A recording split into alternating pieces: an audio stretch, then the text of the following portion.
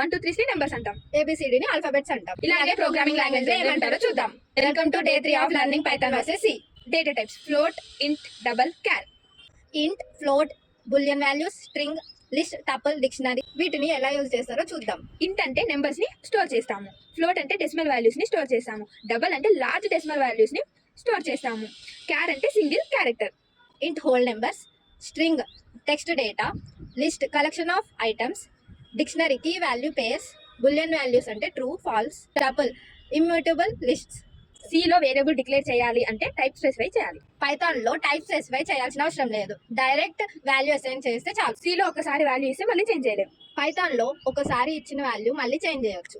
సిలో static type అంటే once type చేశాక మళ్ళీ చేంజ్ చేయలేము. పైథాన్ లో డైనమిక్ టైపింగ్ ఒకసారి అసైన్ అయిన వాల్యూ మళ్ళీ చేంజ్ చేయొచ్చు. వేరియబుల్ అంటే ఒక మెమరీ లొకేషన్ కి నేమ్ ఇచ్చినట్టు. ఈ వేరియబుల్ లొకేషన్ లో మనం వాల్యూస్ ని స్టోర్ చేసుకోవచ్చు. Python flexible but C performance is oriented. If you love Python or C, like, share, comment.